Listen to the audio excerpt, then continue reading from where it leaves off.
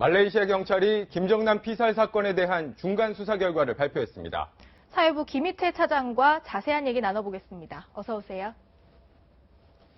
김 기자, 우선 이번 사건에 가담한 사람들은 모두 몇 명이나 되는 겁니까?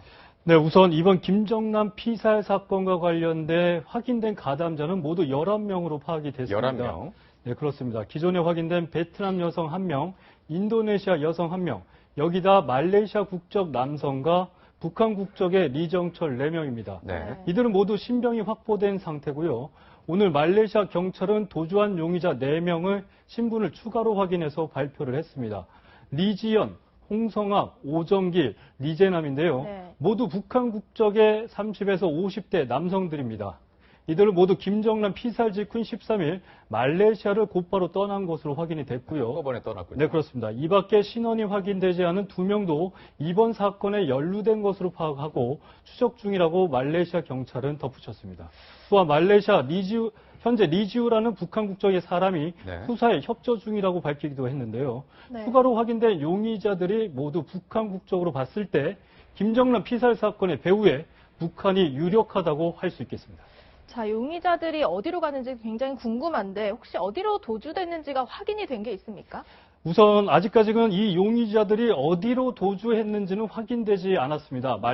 말레이시아 경찰도 정확히 밝히지 않았고요. 네. 다만 인터폴과 공조 수사를 하고 있고 인접 국가들에게는 수사 협조를 요청하지 않았다고 설명을 했는데요. 이 부분에서 보면 이 인접 국가가 아니라 좀 더 멀리 떨어진 국가로 이 도주를 한 것이 아닌가라는 생각이 들고 있고요. 네. 오늘 경찰 기자회견 외에도 이미 체포된 리정철을 경찰에서 구치소로 압송하는 장면도 취재진에 포착이 됐는데요. 지금 보시는 영상에서 보라색 수의를 입은 사람이 바로 리정철입니다. 리정철이 현재 체포된 용의자 가운데 범행의 열쇠를 쥐고 있는 만큼 강도 높은 조사를 진행 중인 것으로 파악이 되고 있는 대목입니다. 네. 그 김정남의 사인에 대해서 관심이 쏠리고 있는데 독극물로 최종 결론이 난 겁니까? 아닙니다. 이 부분에 대해서 말레이시아 경찰 측은 극도로 말을 아꼈습니다. 말레이시아 경찰 당국자의 말을 직접 들어보겠습니다.